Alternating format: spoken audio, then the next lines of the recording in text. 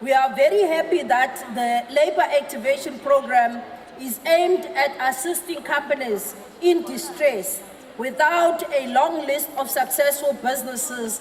As a result, we have said that many of the programs that we have, such as the one esinayo with Ithala, where ama farm are repossesswa Ithala, ahlala angasebenzi, amanye walawo maplazi azonikezelwa kubanye benu abazobe beyingxenye yalo hlelo abazokwazi ukuthi bawalime lawo maplazi bakwazi ukuthi basebenze kuona bathathe lezo zinto bazidayise zingene ezitolo bakwazi ukuqala wabo amabhizinisi baqhubeke nomsebenzi baqashe abanye abantu bakwazi ukuthi kuqhubeke umsebenzi uye phambili abantu abasha aba-applyela leza imali zakwa Youth Fund.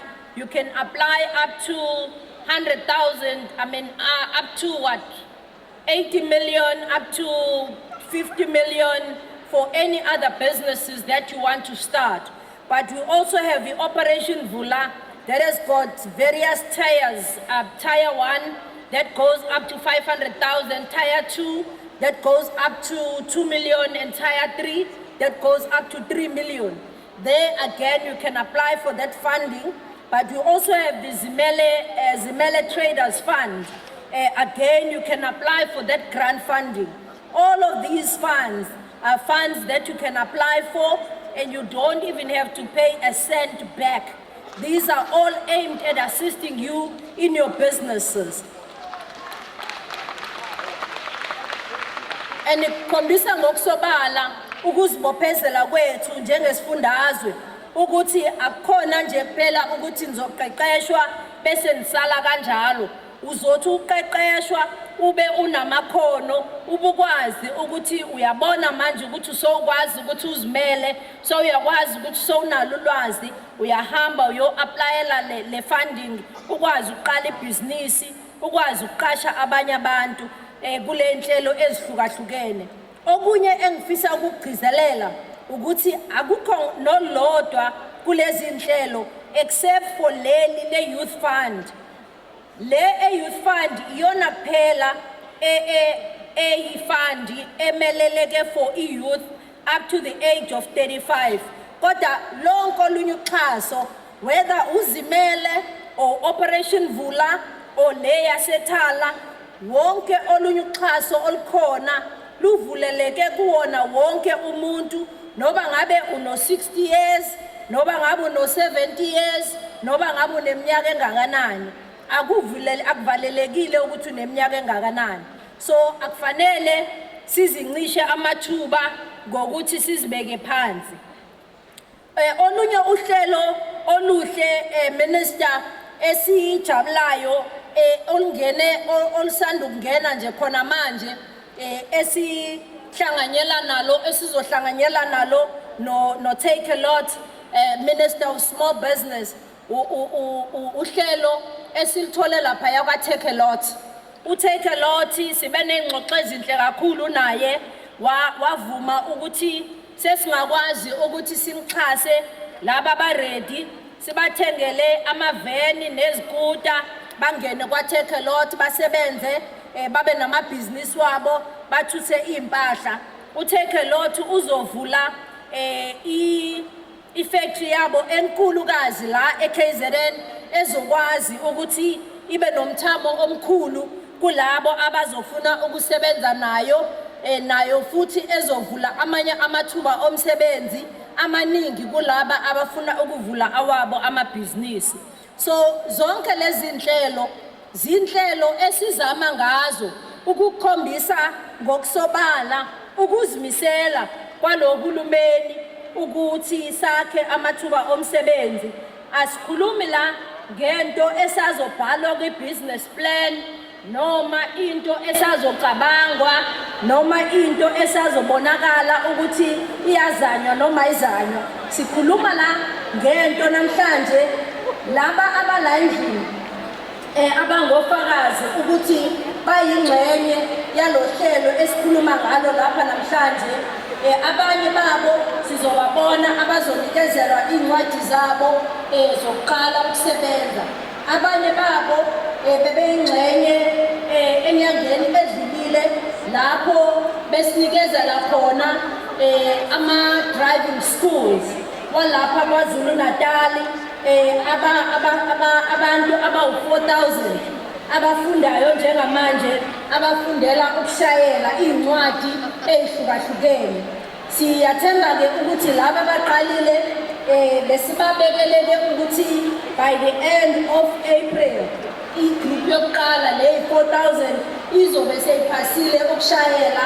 So mabaphasa laba abayi-4,000 i-plan lethu ukuthi sifuna ukuthatha another 20,000 mabaphela u-April sithathe enye 20,000 nayo ekufanele ifunde ukushayela ukuze sizame ngakho konke ukuzama ukwakha abantu ukuthi babe namakhono bakwazi nanokuzisebenza.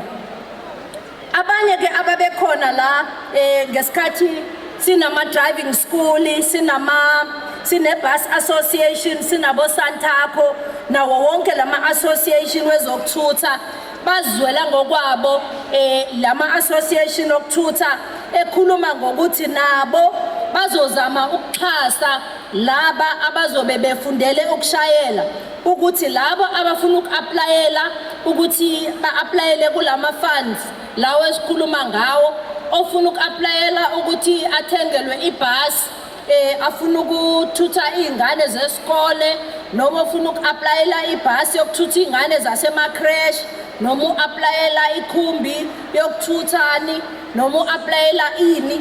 Zonke lezo zinto izinto ezikhona njengamanje esezenzakalile.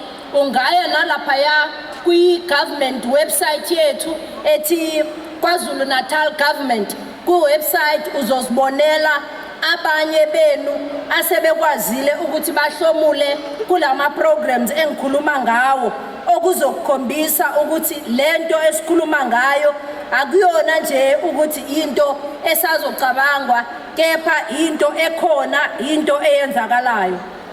So kubaphathi bohlelo siyafisa nje ukuhalalisela once more kakhulu bonke abahlomulile kulohlelo, ebese siyasho ukuthi amongst other things for us this will include also abantu abasha laba esebefunde kwi-digital transformation strategy.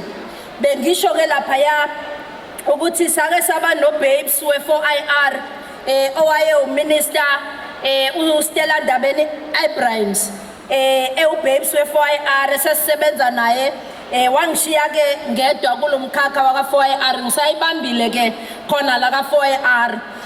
Njengamanje we have a minister Ndabeni-Abrahams, we have more than 3,875 young people asebene inkampani zabo that are now installing i-Wi-Fi la e-KZN, showing ukuthi asimile siyaqhuba njengalo hulumeni waKwaZulu Natal.